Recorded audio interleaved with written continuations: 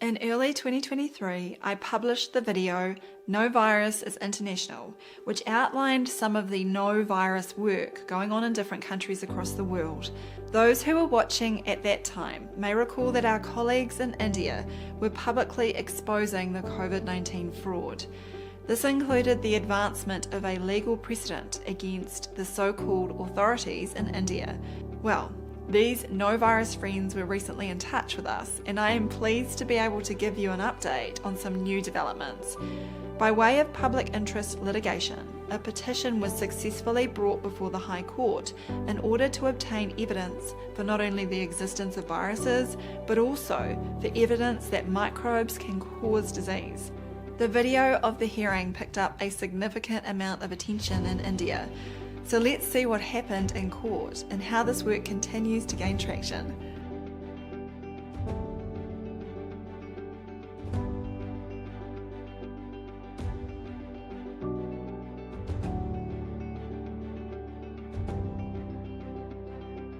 In 2022, my husband Mark and I, along with 18 other international doctors and scientists, signed the Settling the Virus debate statement. This statement challenged the virologists to provide a demonstration that the so-called virus detection techniques even have internal consistency when they are done in a blinded and scientific manner. If not, all the claims about detecting alleged viruses should be abandoned. On the other hand, if the virologists did succeed in this first task, then they would be invited to obtain and purify viral particles directly from an alleged host organism. Those that know about the problems with virology will appreciate that they have not been able to get past these steps. In any case, included in that list of Settling the Virus debate signatories were 3 of our colleagues in India. One was Jitendra Banjara, and we will get to his latest efforts soon. My 2023 No Virus is International video focused on the efforts going on in India to expose the unscientific claims surrounding SARS-CoV-2 and the alleged COVID-19 pandemic. The team also took the opportunity to challenge the validity of germ theory, and here is a flashback to that time. Much of the overall strategy from our Indian colleagues has been to focus on the legal aspects of COVID-19 in their country. For example, under the Indian Evidence Act 1872, the burden of proof is on the government to establish the existence of the alleged SARS-CoV-2 virus in human samples and its pathogenicity with that sample. It has become clear that, like virologists around the world, the Indian medical authorities cannot deliver the evidence with any papers that follow the scientific method. The conclusion from our Indian colleagues in their politely worded statement: this is nothing but a serious medical experiment, which is likely a crime against humanity. And this act clearly shows that health authorities may have no intention of public health and welfare of citizens of India. And while the highest level institution, the Indian Council of Medical Research, claimed they have proof of existence of SARS-CoV-2, they have yet to provide any document to back this up. Hence, a demand letter is now being sent to them, as well as the National Institute of Virology and various politicians. It calls on them to provide a public demonstration showing the existence of a virus. They've even opened it up further and have suggested that the demonstration could involve providing the evidence for any alleged disease-causing microbe. In India, like everywhere else in the world, there was no basis to a COVID-19 pandemic. The case numbers were generated by the inappropriate use of molecular detection tests, such as the PCR, and the team pointed out the obvious flaws to the Indian Council of Medical Research.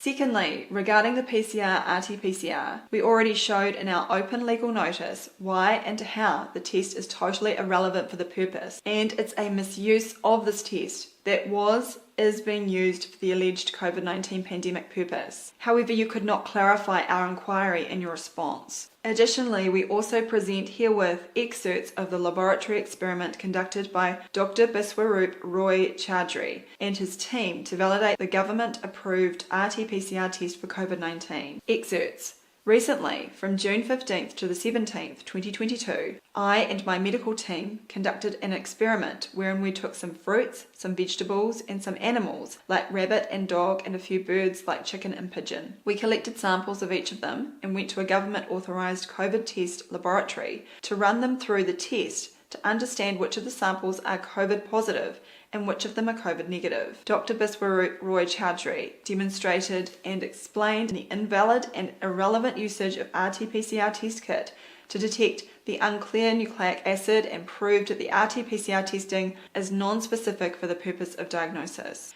And finally, with no scientific material forthcoming from the Indian medical authorities, the No Virus team charged them to carry out the required experiments to provide evidence for SARS-CoV-2 or any of the viruses claimed to exist. Now it is your responsibility to prove your claim via practical demonstration. You have claimed in your response that you can prove practically the existence of the alleged SARS-CoV-2 virus or disease-causing viruses. Therefore, we are eager to participate and witness your practical demonstration, as it is the only way to prove your claim. Fast forward to 2026, and with no scientific evidence coming from the various Indian authorities, there has been a significant development.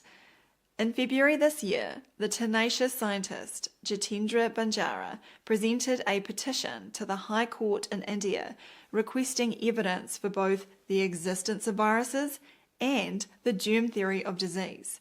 If we look at the list of respondents, we see that it includes not only the Union of India itself, but the Director General of the Indian Council of Medical Research, the Director of the National Institute of Virology, and the Director for the National Centre for Disease Control.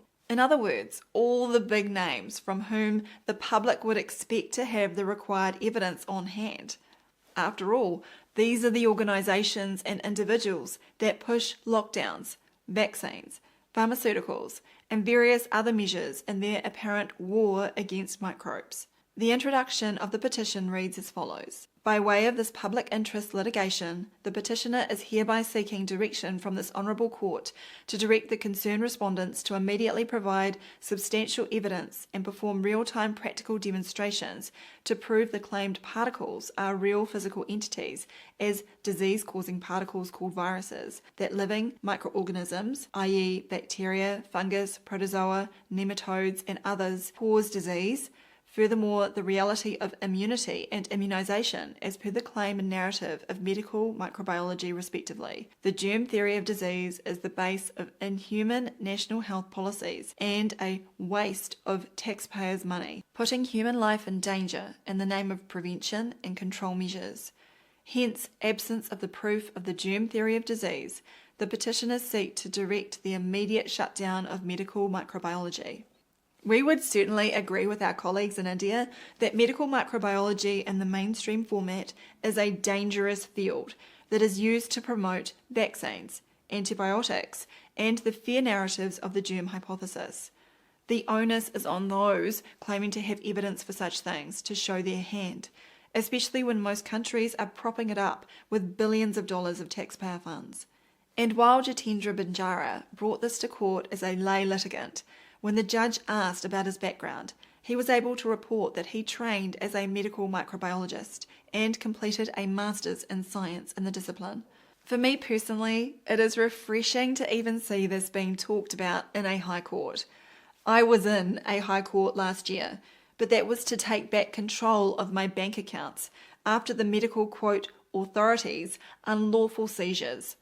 That's what can happen in New Zealand when you point out the COVID-19 fraud and lack of evidence for viruses. Indeed, we live in a place where exposing medico-pharma deception attracts suspensions and six-figure fines for doctors. In 2021, Mark helped produce a statement of claim that completely eviscerated the evidence for SARS-CoV-2 and the fake pandemic. However, the court in New Zealand did not permit the case to be heard. So it is great to see our friends in India successfully using the legal system to publicly challenge the fundamentals of the virus model, as well as the wider concepts of pathogens and germ theory. After Jitendra Banjara presented his petition to the High Court in February, the judge ordered that the counsel appearing for the respondent, Union of India, as well as for the respondents, state, pray for and are granted 4 weeks' time to file their replies in the matter. Well, 4 weeks came and went. All that was heard back was the following. In other words, as it stands, the petition and its claims against both the virus model and germ theory remain officially unrefuted in India. Now, our Indian friends are under no illusions here. They are well aware that it will probably continue to be business as usual for the Indian government and the medico-pharma industry cronies. However, the team are shining more light on this great deception and showing the public that the emperor has no clothes. When the officials were asked some straightforward questions, they were unable to provide the answers that are supposedly settled science. The good news is that the germ theory and no virus discussions have reached millions of people and are now starting to pop up in mainstream domains. For example, at a public event on the 2nd of March this year, Australian immunologist and Nobel laureate Peter Doherty expressed disbelief that members of the public had challenged him about the existence of viruses. I was on social media a lot through COVID. I had more than 100,000 followers. How'd that go for you? You know, there were people who didn't believe viruses existed. And it was insane. Did you engage? I How did you see your responsibility I tried for a as while, scientist? but you find it's absolutely hopeless, and it's totally wearing. It's totally wearing. You can't do much about it. I've gone off social media completely. 'Cause it's all in my head. I think about it over and over again. There was no evidence that Professor Doherty had read or understood the well-developed refutations of the virus model. Apparently he became exhausted even considering the possibility. But at least he's talking about it. People often ask us what is the best way to raise awareness about the virus and germ misconceptions that have resulted in the disasters of vaccines, dangerous drugs, and silly rituals such as face masks and lockdowns. I don't think there is any one answer to that question except to take the opportunities that present themselves. On this particular occasion, please share this video to spread what happened in India and help encourage a better way forward where more people are in peace with not only nature, but each other as well. If you enjoyed this video, please visit supportdrsam.com